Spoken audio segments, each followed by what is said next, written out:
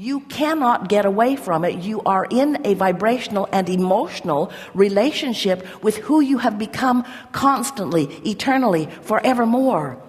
Deal with it.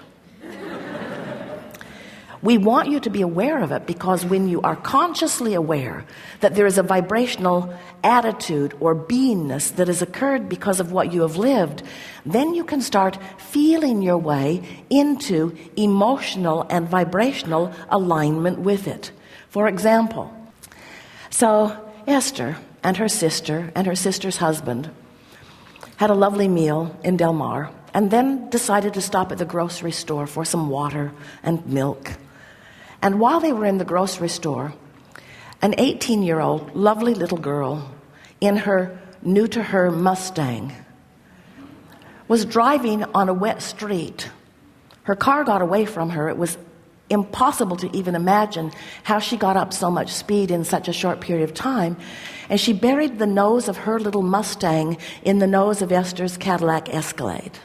Buried it in the nose of Esther's car and the Jaguar that was sitting next to it. She couldn't have picked two better cars to bury her nose in.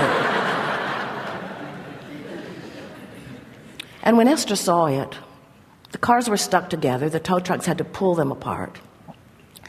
Esther was not happy. Her exact words were, "You have got to be kidding me." They were there for quite a while, exchanging information. And Esther was thinking to herself, how could someone be so irresponsible as to let their car get away from them and make such a mess of my beautiful car for no reason? This was just unnecessary. And her father was there, and he was very, very mad at her. And Esther liked that.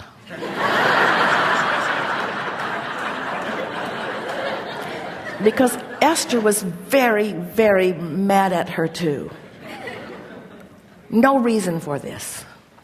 And then, as things unfolded and the cars were apart, and Esther realized that her car was drivable. In fact, everything worked. The headlights worked. She could not have picked a better spot. Even the signals worked. The car drove normally. It can be repaired. And so as Esther sort of settled down from it, she began recognizing the discord that she had caused herself by her knee-jerk response to a situation and her subsequent departure from who she really is. Now, we have to say to you that that wavered quite a bit.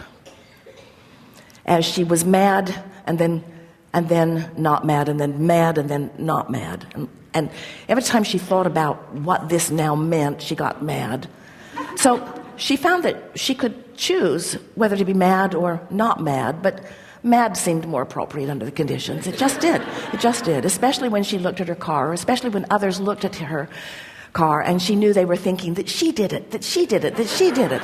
Esther wanted to make a sign. I did not do this. I did not do this. But in her heart, she knew she had done it. That was the thing that made her, once again, curse law of attraction. So she began sort of reporting to those who were around her. I'm not as bothered by the paint and metal that has to be reconfigured as I am about my point of attraction.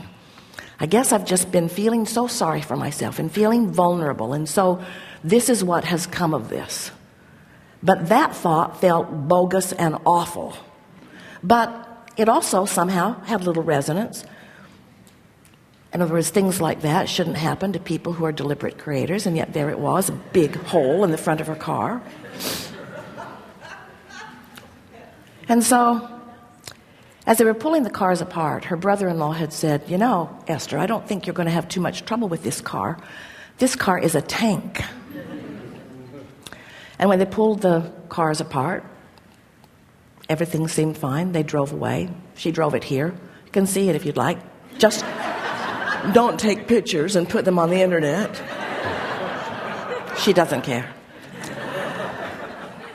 And so then she was visiting with us about it, wanting to know what her point of attraction, what does this mean about my point of attraction?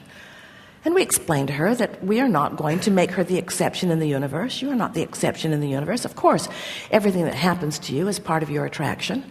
And then she recalled that at the intersection, as they turned in to the grocery store just before, a car had run a red light right in front of them, and the other cars had honked. And Esther had commented, glad they didn't collide because we would have been innocently involved in their wreck. Those had been her words right before this. So now she's starting to see some of the correlation between how things come together. And then we said to her, Esther, your Cadillac is a tank, and you are a tank too. And Abraham Hicks Publications is a tank. In other words, of course there are cosmetic things that you're working on all the time. Of course there are things that you're molding into place all the time. But you are strong and you are stable, and this is analogous to the stability of that which you are. So she said, I'm going to drive that car around with a big hole in it for a while until they can fix it. What we're getting at here is you can take every situation in the world and you can look at it through your physical eyes, which are often leaning more in the direction of vulnerability, or through your non-physical eyes, who are always looking for your strength. The source within you knows who you are, knows the stability of your being, and never sees anything that you're living in the attitude of vulnerability to you, because the source within you knows the backup systems you've got going on. Do you understand what we're getting at? As you are determined to feel your power rather than your weaknesses, your strengths rather than your weaknesses, your clarity rather than your confusion, your sureness rather than your unsteadiness, as you begin to get glimpses and you begin to deliberately want to practice the vibration of that well-being, what begins to happen to you, of course, you're going to rendezvous with all kinds of things. You're out here in the world, and there is nothing that comes to you that does not come on the powerful, well-defined, always accurate, always fair basis of law of attraction. Nothing ever comes to you that isn't about that. But we want you to know, you have the choice in every moment to define how you want to feel. And if your desire to feel good is strong enough, you will always find a way to come back into your power. So now the man from State Farm is looking at the front of Esther's car, and Esther is explaining to him how it happened, really wanting him to know she just didn't bump it up on something. He actually didn't care how it happened. He was just there to assess what had happened and to make a determination about it. But Esther's explaining it to him. And he said, I worked for Ford. I had a couple of those Mustangs. They are really squirrely. The back end of those fishtails, they get away from you. They are really, really hard on wet pavement. And it was raining that day. And then Esther went to her hairdresser and is explaining to her hairdresser, in case she happens to see the car in the parking lot,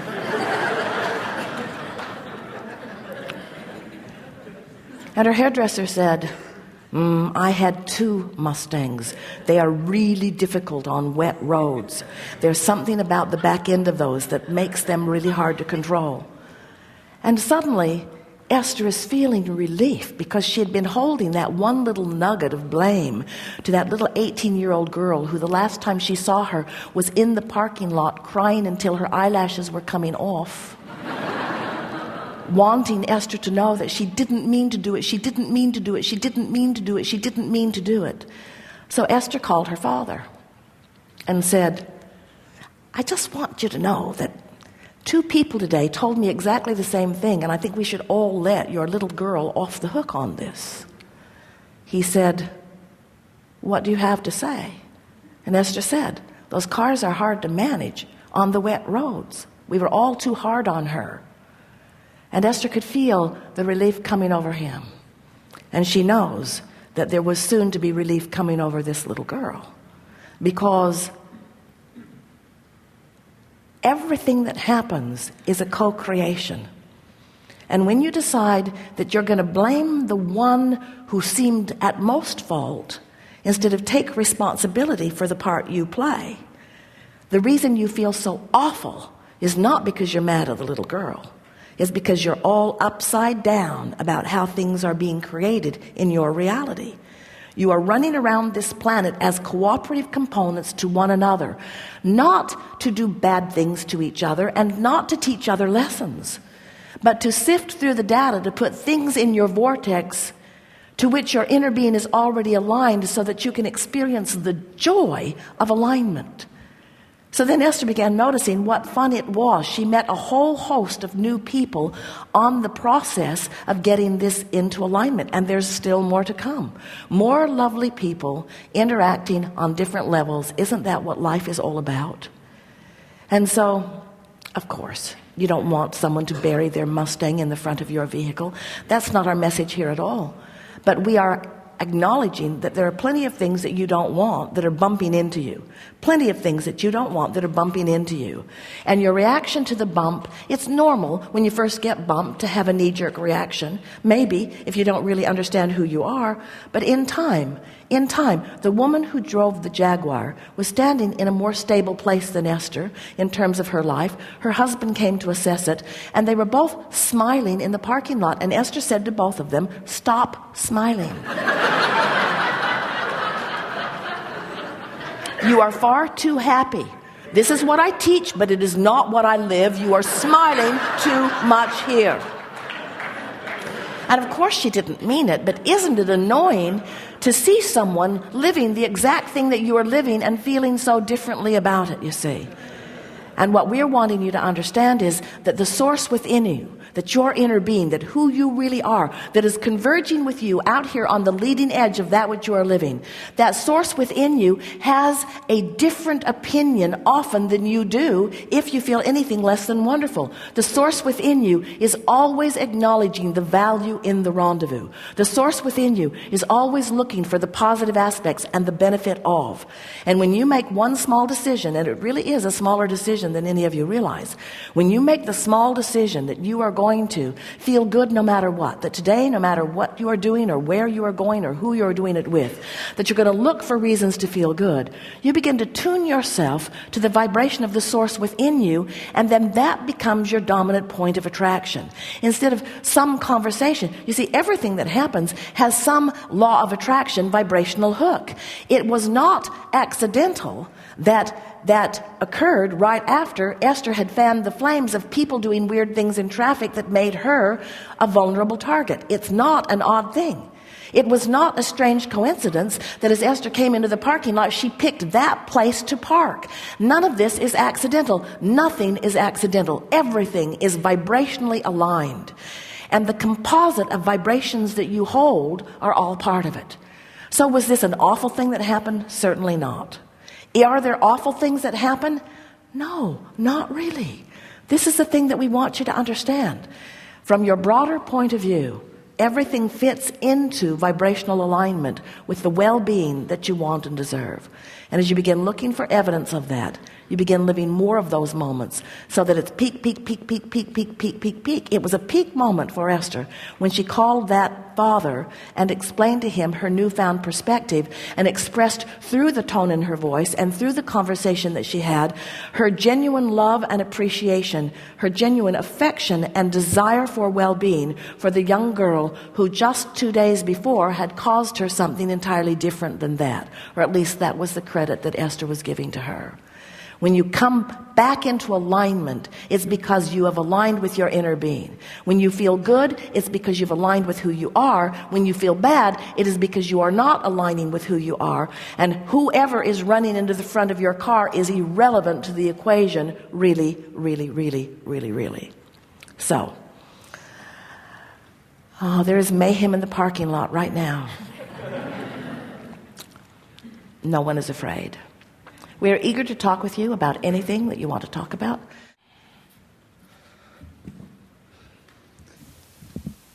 Hi, you're right.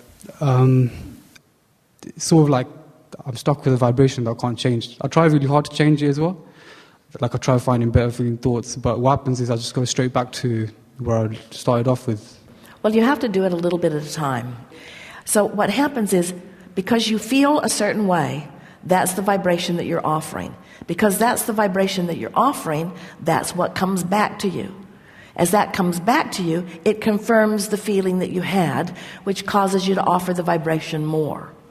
So in the example that we gave about Esther with the car hitting her car, same sort of thing. She's been feeling off her game. She's been feeling less strong and less secure than she has felt over time.